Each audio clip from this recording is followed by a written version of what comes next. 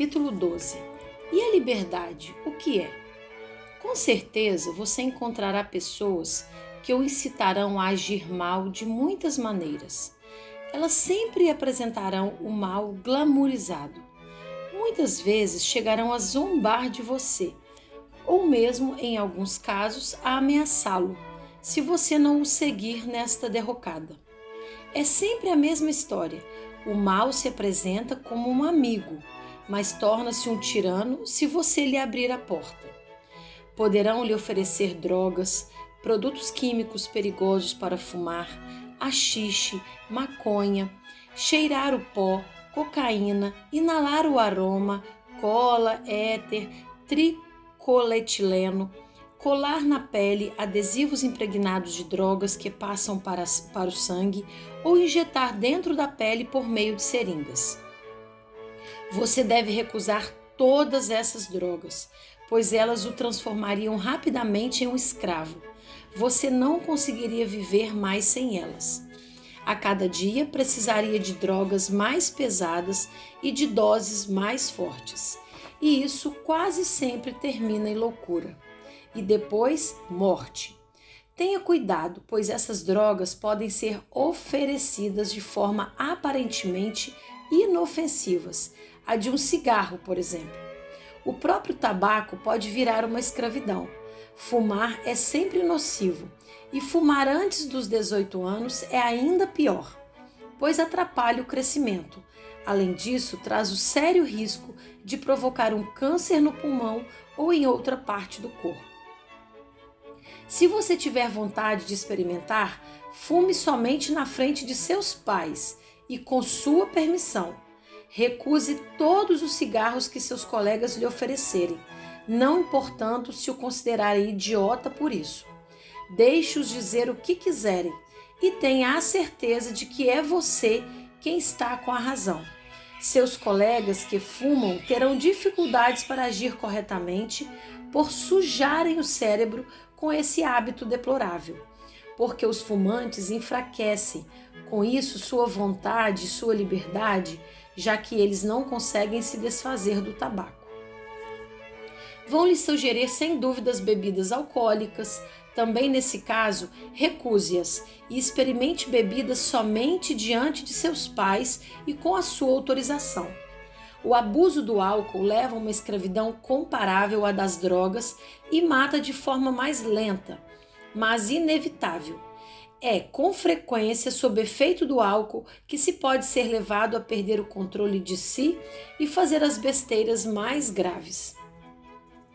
Programas de rádio ou de televisão, a maioria dos filmes que saem hoje em dia e muitas revistas para adolescentes dão a entender que comportamentos viciosos ou mesmo impuros são comuns.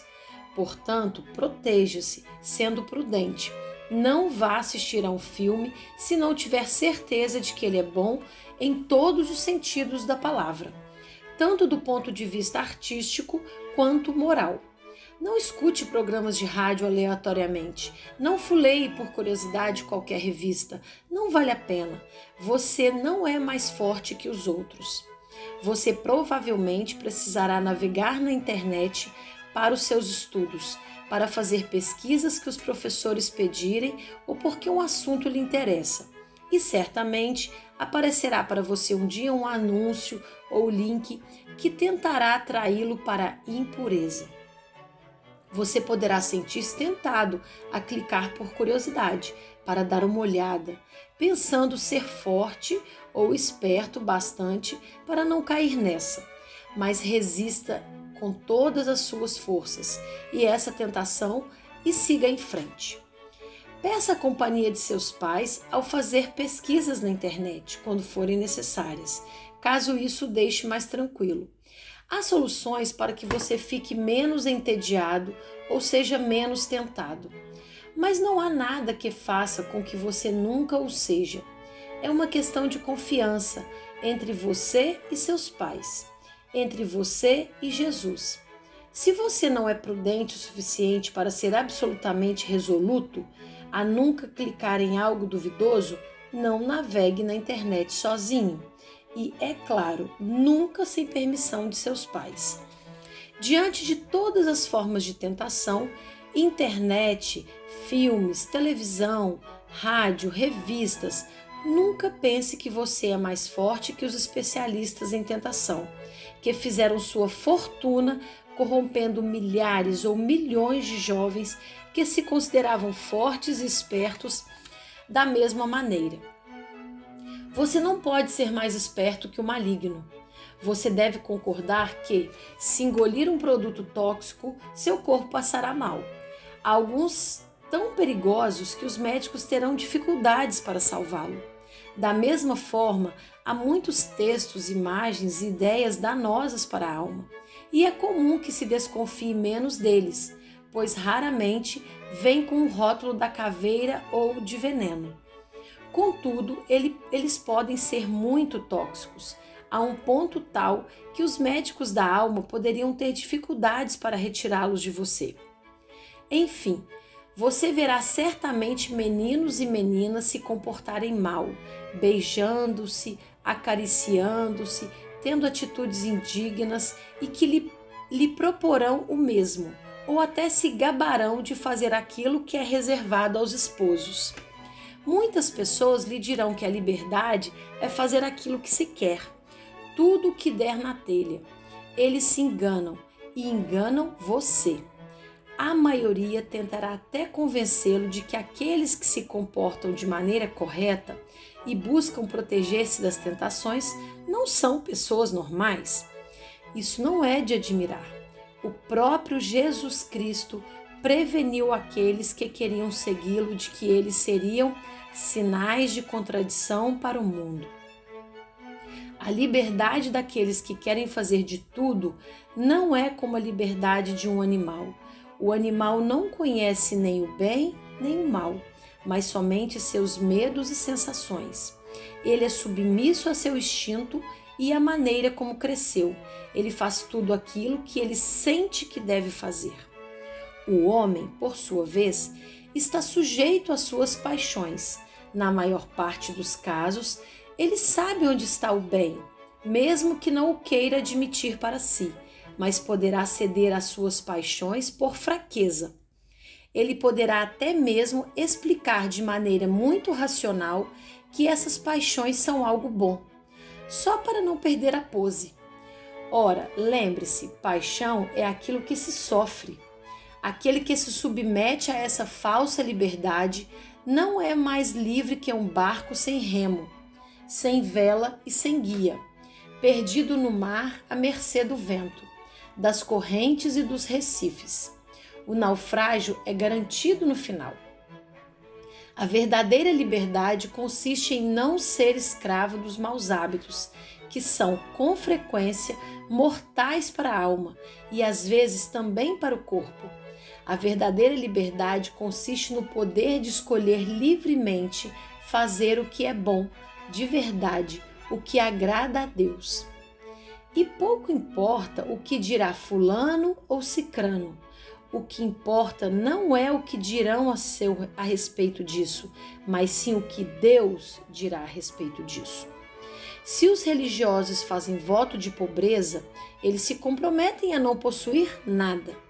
É para serem livres, para não terem nenhum entrave material que impeça suas almas de se unirem a Deus e que os impeça de estar próximo das pessoas e, em particular, daquelas que nada têm. Para os pais e mães de família, isso é muito difícil, pois seu dever de Estado os obriga a ter um teto para abrigar sua família, um trabalho para alimentá-los e vesti-los, um certo conforto e uma certa segurança material para poder educá-los e conduzi-los à idade adulta. É bem difícil para os pais permanecer livres no coração e não se apegar aos bens materiais mais do que o necessário. É por isso que um padre dizia: a vocação religiosa é a via expressa para a santidade, enquanto a vocação de um pai ou de uma mãe de família está mais para uma estrada de terra. O caminho é mais difícil, mas o objetivo é o mesmo: tornar-se santo. O meio para se chegar à santidade também é o mesmo: o dom de si. E você? Já atingiu a idade da razão, ou seja, aquela em que nos tornamos progressivamente responsáveis por nossas vidas, por nossa vontade, por nosso corpo e por nossa alma? Você quer permanecer livre para poder seguir o chamado que Deus lhe fará quando Ele julgar apropriado? Ou prefere se deixar levar sem vontade para a escravidão de todas as coisas más que se apresentarão a você? Seus pais estão aí para ajudá-lo, mas eles não podem ficar o tempo todo em cima de você, e isso seria um fardo. Assim, cabe a você escolher e ninguém pode escolher em seu lugar. Escolha bem. E como já a exercitar sua vontade sobre si mesmo? Escolha bem e comece já a exercitar sua vontade sobre si mesmo. Não é muito difícil, pois o melhor exercício da vontade é amar. Amar a Deus, seus pais, todos ao seu redor. Mas atenção, sem sentimentos ou não somente com eles, atos são necessários e aqueles que podemos ver mais facilmente não são os mais louváveis. Perguntas: quais são as principais coisas das quais você deve se proteger se quiser permanecer livre? Qual é a idade da razão? Por que se diz que a vocação religiosa é uma via expressa para a santidade? O que é a verdadeira liberdade? Qual é a melhor maneira de exercitar sua vontade? Quais decisões você pode tomar para agir melhor?